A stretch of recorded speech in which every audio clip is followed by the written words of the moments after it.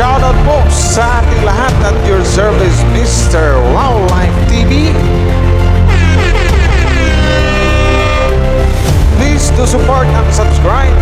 Walang iba po ang ama ng Kalingap, Kuya Val Santos Matubang, Boss Kalingap Rav, at ating Inna Vlogs. And please do support sa lahat po ng mga Kalingap charity vloggers or Kalingap partners. Once again, at your service, Mr. Wildlife TV, your Mr. Goodbye.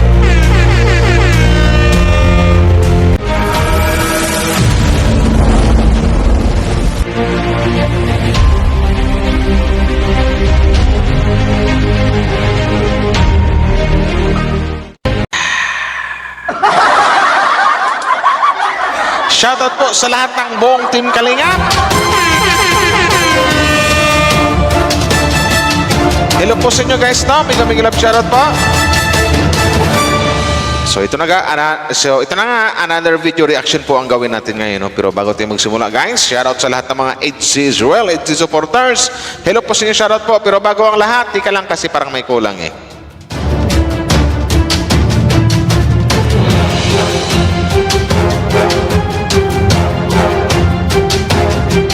So ito na guys, pero bago tayo magsimula, maraming salamat sa mga nag-like and share or sa mga nakasabang bagong subscriber ko from Team Kalingap.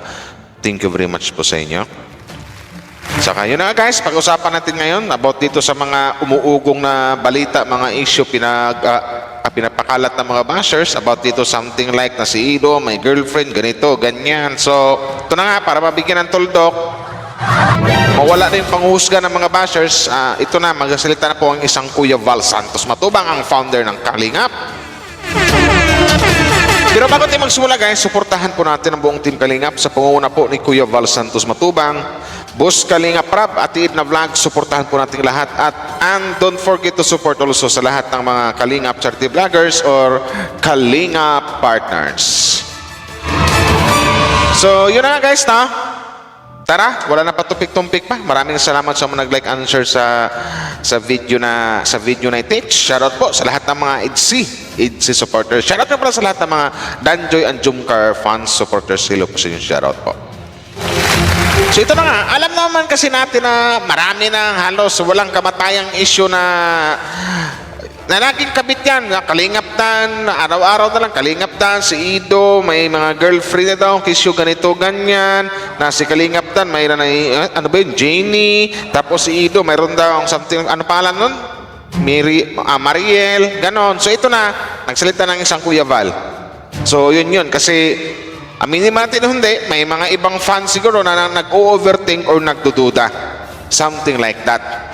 Kasi alam natin na ang Team Kalingap galing sa Hong Kong, hindi malamang mayroon na makausap dun si Kuya Val at siguro may mga fans siguro na may nagsabi nga daw na narinig ko to doon sa live ni Boss Kalingap Rap na sabi nga doon si Kalingap Ido may girlfriend na etc. So dito, tingnan natin dito. Basta ang sinabi ni Kuya Val dito, ang itatak natin sa ating kaisipan guys, ang sinabi ni Kuya Val, pagdating sa EDC, walang makakatibag. Tara, at ano ba to?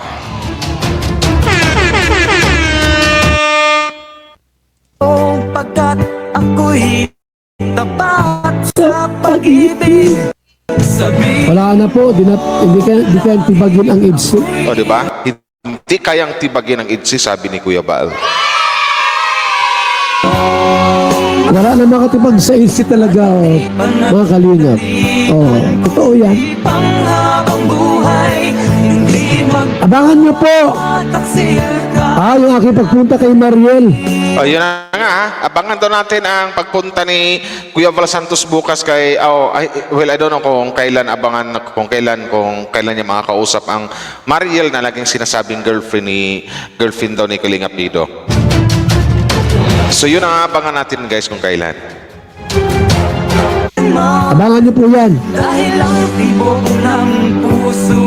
Ngayong week na ito po. Okay, Yon! Ngayong week na to.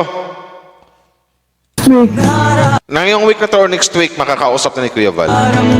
Pupuntahan ko si Mariel. Abangan niyo po yan mga Kalingap ha. Yun na ha. Abangan nyo mga Kalingap. kakausapin ni Kuya Val or something like, or mayroon bang mangyaring interview? Something like that. So, abangan na lang natin sa channel ni Kuya Val Santos Matubang yung mga nagpapakalat dyan na may girlfriend na isang Kalingap Ido. Basta, ang sabi ni Kuya Val, bago niya sinabi niyan, bago niya ibinalita yan, bago niya inano yan, sinabi niya, sa EDC, wala nang makakatibag. So, yun yan. Abangan niyo po! Malalim na po yung kanilang ugnayan po. Oo, di ba? Alam mo ang kulang sa EDC po? Kasal na lang po ang kulang. Narinig nyo yun? Narinig nyo yung mga bashers? Kasal na lang ang kulang yung sa EDC ayon sa isang Val Santos Matubang. Di ba?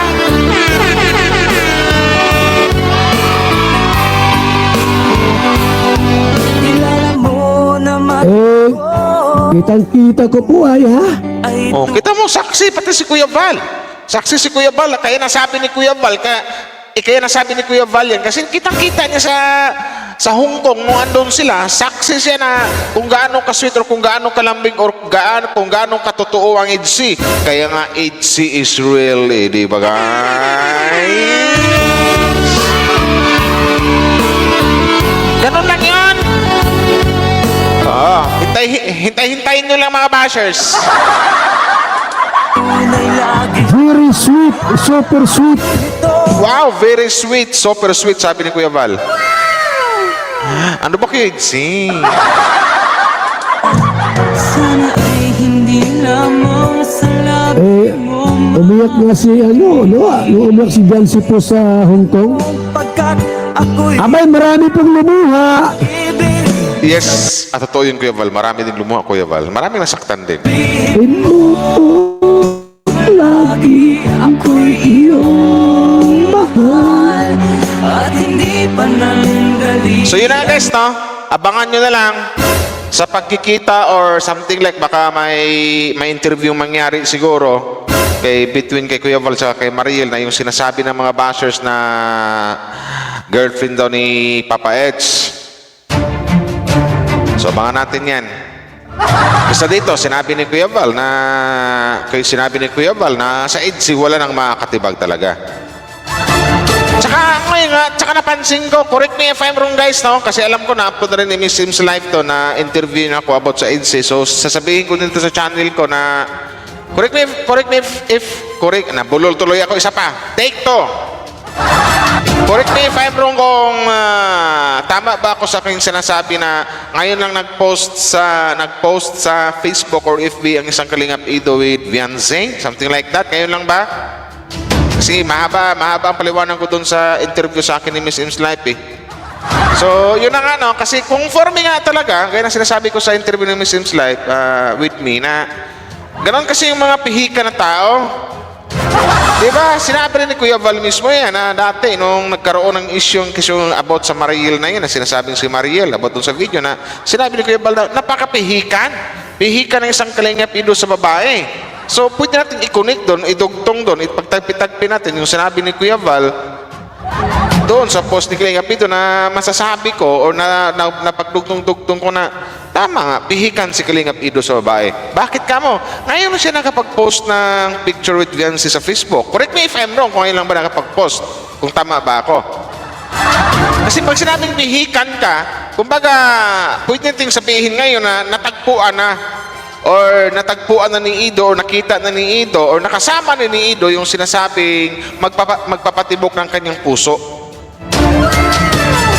Diba? Sino ba yung kasama ni Papa Edge sa Hong Kong? Sino ba yung lagi niyang hindi naman si Mariel, yung sinasabi ng mga bashers, walang iba kundi si Viancy. Diba? Saka doon lang sa Hong Kong kasi nangyari na for how many days, I think 1 week or 5 days. Comment down below kung ilang araw sa Hong Kong na masasabi natin araw-araw sila magkasama talaga. Not like dito sa Dait na siguro sa isang linggo siguro, ilang beses lang magkita, ilang araw lang kasi alam natin na si Kalingap Ido busy sa bilang isang charity vlogger at po si Viancy busy sa pag-aaral. So nung andun sa Hong Kong, doon yata nangyari na for how many days magkasama sila. So doon nila na napatunayan or naparamdam sa isa't isa kung gaano ba ka, ano bang itawag ko nito? Kung gaano ba ka-special. Kung gaano ba ka-special sila sa isa't isa. Kung something like na, kung gaano naparamdam ni Kalingap Ido kay Viancy na kung gaano ka-special sa kanya si Viancy at vice versa, ganun din si Viancy na naparamdam din ni Viancy na kung gaano rin ka-special sa kanyang isang Kalingap Ido. Special lang muna sabihin ko. Ayaw ko muna pangunahan yung mahal. No, sige na, paunahan ko na nga na pinaramdam nila sa isa't isa kung gaano nila kamahal ang isa't isa o kung gaano nila ka-importante yung isa't isa. Ganon! Ganon yun! Diba, Itzy?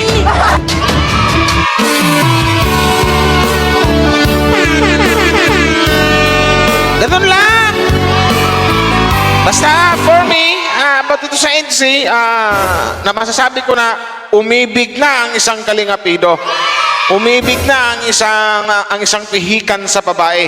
At yun na nga, umibig na. Natagpuan na yun. Natagpuan na niya. Walang iba kundi ang isang Viancy. Kung may girlfriend man si Ido, masasabi ko dito, real talk, diretsahan, prangkahan, hindi ang pangalang Maril kundi mayroon na siyang hinihintay na ang tamang panahon, kundi ang isang Viancy. Yun yan. Diba? Ganon. Hep hep. Ganon lang. Kasi ngayon ko na napansin sa Facebook Kalingap Ido, uy, nag-post Kalingap Ido. Good morning. Pick with Viancy. Wow, ito ba? Masabi ko, umibig na. Umibig na ang pihikan sa babae. Di ba? Kasi yung tipong mga, kay obserbasyon ko sa isang Kalingap Ido, yung tipong, stick to one. Wow, stick to one, di ba? Yan yung mga tipo ni Kalingap Ido na pag umibig na siya, gusto niya, yan na yung pakakasalan niya, yan na yung asawahin niya, yan na yung sasamahan niya habang buhay. Yun yan. Ganun lang kadali. So, yan na nga, ulitin din guys, no? Hintayin na lang natin kung kailan, mangyari yung makausap or something like, baka may maganap na interview ni Kuya Val with Mariel, yung sinasabing, I don't know, hindi ko pa nakita yun si Mariel. Kung gaano ba katotoo na pinapakalat nilang girlfriend ni Ido. For me talaga, hindi ako naniwala kasi hindi magiging sweet ng isang Kalingap Ido. Hindi basta, walang girlfriend ng isang Kalingap Ido. Kung mayroon man, bukod tanging si Viancy lang yun. So, yun lang. So, hintayin na lang natin guys kung kailan makausap ni Kuya Val yung sinasabing si Mariel na naliling kay Kalingap Ido or kay Papa Aids. Basta ako, for me, it's si Israel. Tandaan lang po natin palagi yung sinabi ni Kuya Val na sa age silang walang makakatibag kasi saksi din ako nung andun ako sa Hong Kong kung gaano sila kasweet sa isa't isa. Yun yun! Ganon! Di ba? So, salamat sa lahat guys, no? Hindi ko napabain to. Hanggang dito na lang.